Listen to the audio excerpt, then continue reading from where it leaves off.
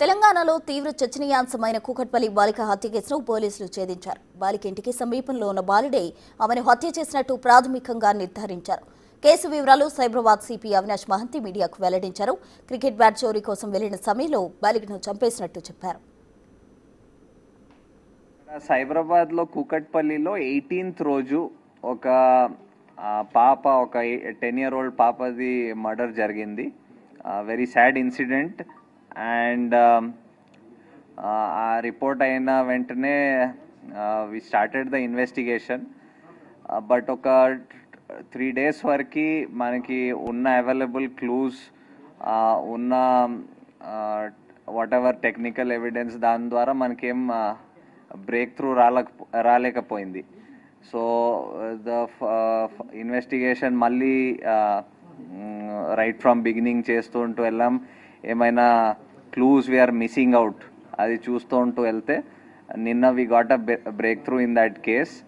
And ఆ కేసులో ఒక నేబరింగ్ ఇల్లులో ఉన్న ఒక 14-year-old అబ్బాయి, he was found to have committed ఆ మర్డర్ని.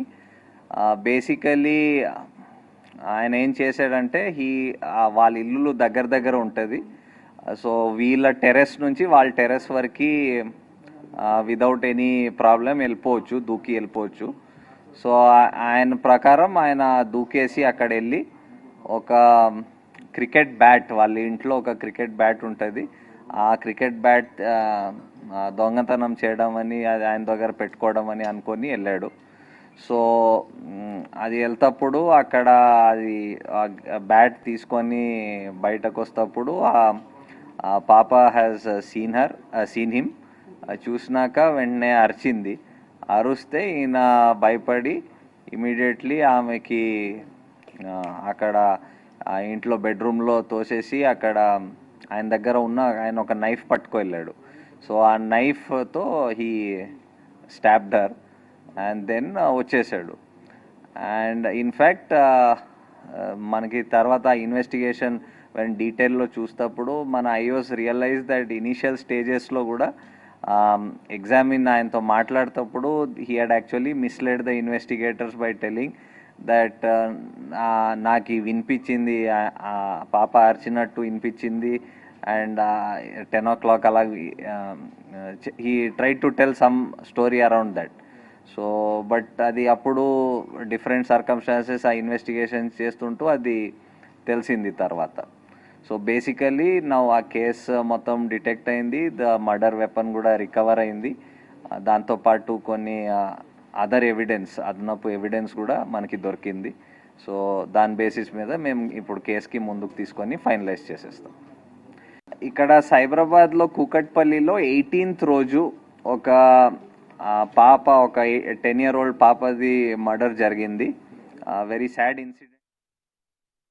ఆ గ్యాస్ను ఉపయోగించి లాక్ ఎట్లా ఓపెన్ చేయాలి, తర్వాత మనీ ఎట్లా తీసుకోవాలి, మళ్ళీ ఆ గ్యాస్ ఆన్ చేసి ఆ లాక్ చేసి ఎట్లా బయటపడాలి అని చెప్పేసి రాసుకొని లాస్ట్లో మిషన్ డన్ అని రాసుకున్నాడు. అంటే అది ఎప్పుడు రాసుకున్నాం అంటే కొద్దిగా ముందే, అంటే ఒక 1 month బ్యాక్ రాసుకున్నాం అని చెప్తున్నాడు. అంటే ఆయనకి ముందే ఆ థాట్స్ ఉన్నాయని మనకు అర్థమవుతా ఉంది.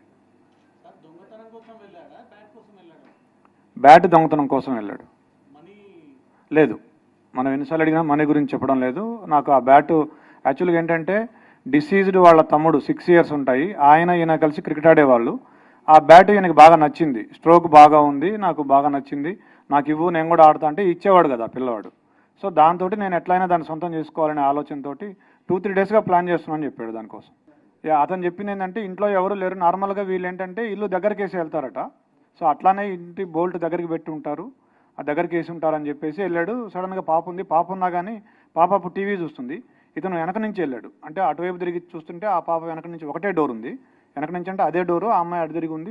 ఇట్లా వెళ్ళి ఆ కిచెన్లో ఉంది బ్యాట్ తీసుకొస్తుంటే అప్పుడు ఆ అలికిడికి పాప చూసి దొంగ అని అరిచింది. అరిస్తే అతను పరిగెత్తబోతే ఆ అమ్మాయి పరిగెత్తుకుంటూ వచ్చి చొక్కా పట్టుకుంది.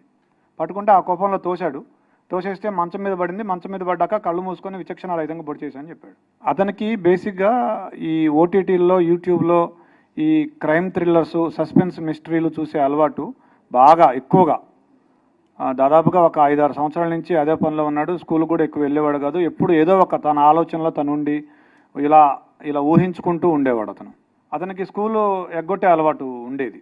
స్కూల్కి వెళ్లకుండా క్రికెట్ ఆడుకోవడం, ఈ ఓటీటీ చూడడం, యూట్యూబ్ చూడడం, ఈ మిస్టరీస్ చూడడం అలవాటు ఉండేది అతనికి. అతను ఎవరైనా చూస్తే వాళ్ళని బెదిరించి రావడం, తర్వాత దాడి చేయటం, ఈ 2 ఉద్దేశాలతో కత్తి తీసుకుపోయినాడు. ఇంట్లో వాళ్ళ నాన్నున్నాడు, వాళ్ళ సిస్టర్స్ ఉన్నారు, వాళ్ళ ఇంట్లో ఉన్నారు. వాళ్ళ మదర్ లేదు కానీ మిగతా వాళ్ళు ఉన్నారు.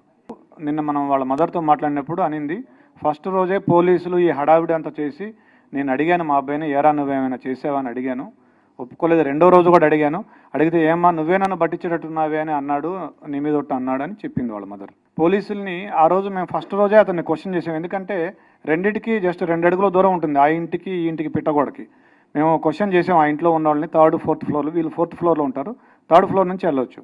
పోలీసులకి మాకేం చెప్పాడంటే ఆ రోజు, నాకు 10:15 ఆ టయానికి డాడీ డాడీ అని గట్టిగా అరుపులు వినిపించాయి అని చెప్పాడు.